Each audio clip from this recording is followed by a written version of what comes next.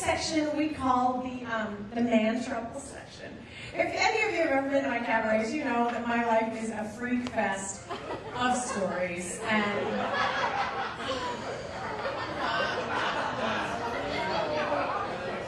I have so many. But since my landlord is sitting right there, I'm going to tell the best one. Some of you have heard this one before. Okay, so I had a really horrible experience. Which one? And a lot of horrible experiences. And my therapist was like, you got to get back out there. You got to get back out there. And I'm like, fuck no, they're all bastards. So I spent like about 5 or 6 years just not dating at all, which is fine because I have plenty of gays to keep me company.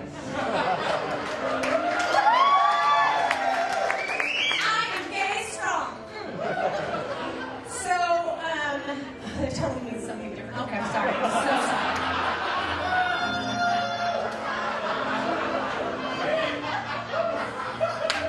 Don't get excited. Okay, so I finally go back to therapy one day and I say, okay, it's a Saturday, and I say, I did it. I went back on Match.com and I'm out there. And she's like, good, I'm proud of you. There's a free site if you want to try it called Plenty of Fish.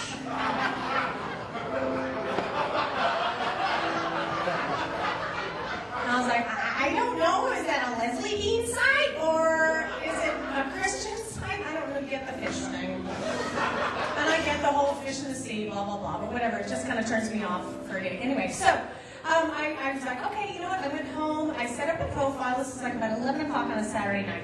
Set up a profile, sent it out, okay, search. This guy, his picture comes up, I read his profile, and I think it's funny, like I think, you know, I hang out with a lot of funny people. So I think that this guy's profile is funny in a tongue-in-cheek, kind of sarcastic way. Actually, it's serious. But so I'm like, okay, reply. And at this point, I'm like, I am done with the games. I'm like, if you're interested, let's go out, let's have a drink, one drink, because if you suck, I'm leaving. And so no dinner. Forget dinner unless you're great. So I was like, okay, you know, sooner than later, let's meet. So I texted him, I said, hey, or emailed, I said, read my profile, blah, blah, blah. I hear from him the next day, Sunday, at American Idol. I'm sitting at work in my cubicle, not working, checking, and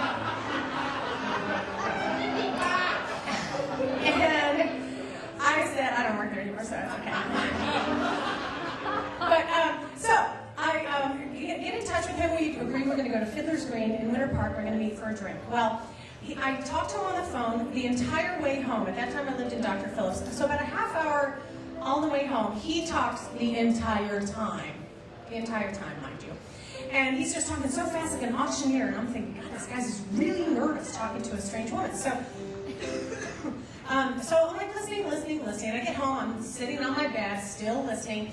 And he's like, yeah, well, you know, like I look just like my profile picture, and blah, blah, blah. I work out 4 times a week, I weigh this, and blah, blah, blah. How much you weigh?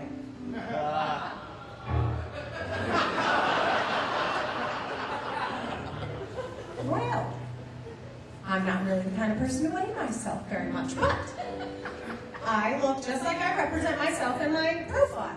So I'm thinking to myself at this point, I have 2 choices. I can tell him to fuck off and leave, you know, and hang up, right? Or I could go on the date, and I could get a really great story for a cabaret.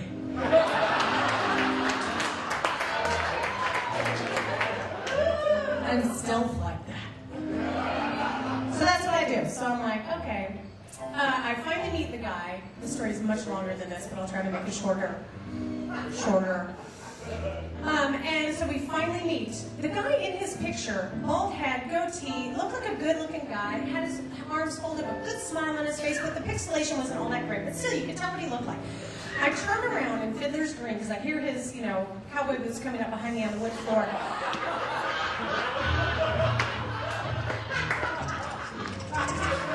Like he's a gecko. And I turn around. This is all of a sudden turned into Prairie Home Companion. I love it. And I turn around and I look at the guy, and I know it's this guy. You can tell it's this guy. And I think, oh my God, are you sick? It looks like someone took a vacuum hose and they shoved it up his ass and they sucked out every bit of life out of this man. Everything was drawn, sucked in, like he was in the desert for weeks. Everything, his knuckles, everything sucked in. And he goes to hug me and I'm like,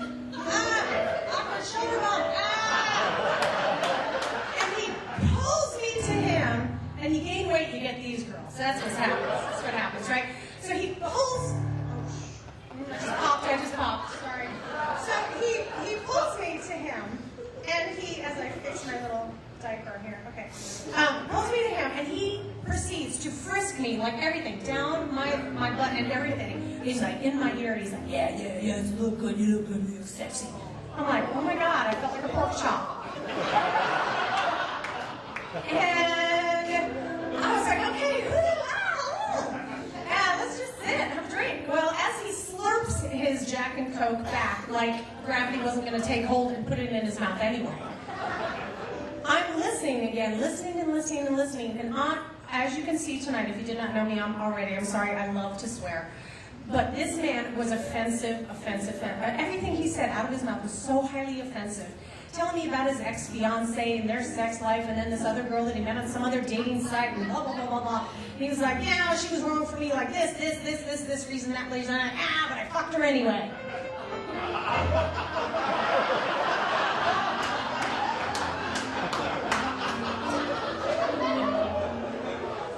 Why does this happen to me? And I was like, okay, yeah, all right. So then he kind of stops, he looks at me, and he's like, we're sitting at the bar, and I have my leg crossed over like this, and he proceeds to squeeze my calf, my thigh, up my arm, up everything, and he's like, yeah, you look good, you're all fit, and blah, blah, blah. I'm like, And then he says, yeah, I'd like to describe you. You know, I like that whole eclectic, colorful look thing you got going on. I can describe you. No, I can't. I'm like, seriously, Chris, you've said whatever the fuck you wanted all night. Just let me have it. So this is his description of me. Yeah, it should have been the CV title. Sloppy, whorish, yet professional.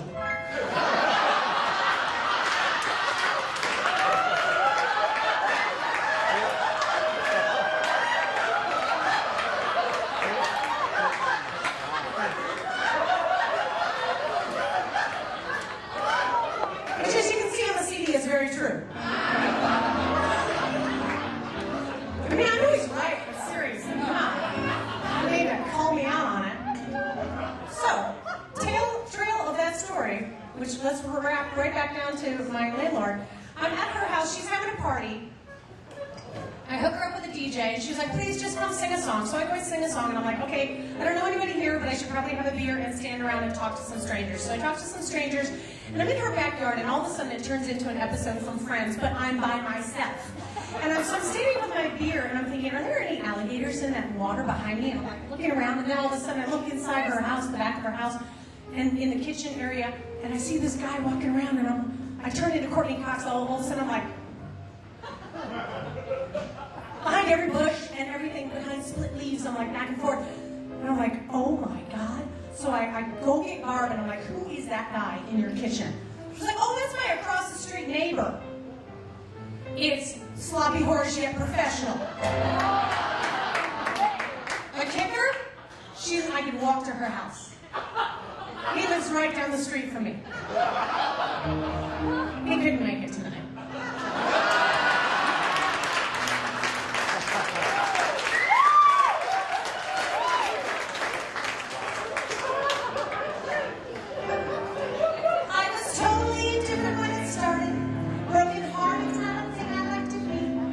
So when he asked me to the movies, I said that might be okay.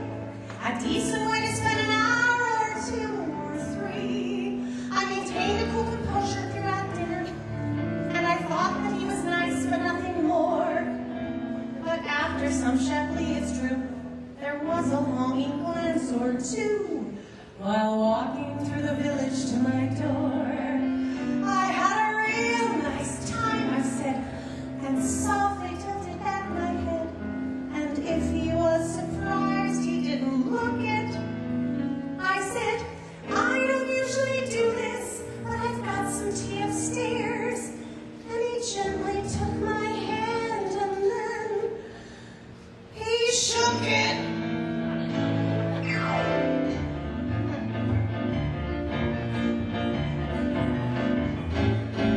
Is there anything more sexy than an apathetic man? What could possibly more set your soul on fire than a man who holds you to him with eyes of darkness through you with complete lack of desire. No, there's nothing more arousing than an apathetic man. Nothing builds your fever pitch to point of blister than the soft and sultry baritone that whispers in your ear. Well, I think of you more like, you know, a sister.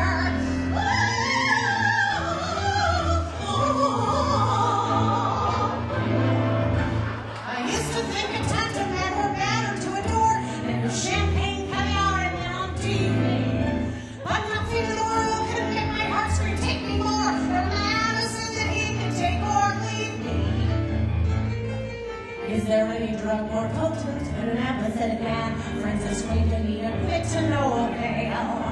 Why take chances on relationships with men that might work out when you've got one that you know is doomed to fail? There's no better science project than an apathetic man, though he's really not a theory you can prove. That won't stop you from the hundreds of experiments you'll try, and you're the one who's gonna make him move. So you'll dazzle down a fuzzy sweater and a lovely shade of pink, trace the sweet vanilla path behind your ear. Then you'll bet your baby blue eyes as you sit upon his lap, and no murmur, oh that's right, are you still here? Is there anything more swoony than an apathetic man? A lady's try and they're not too hard to find.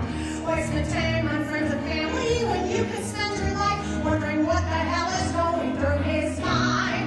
No, there's nothing that's more moody than an apathetic man, though you're sure to make him yours the 12th of never. So remember, if you want to love with passion unconstricted, bypass him slightly interested and woefully conflicted, you'll find a vice that's sure to make it totally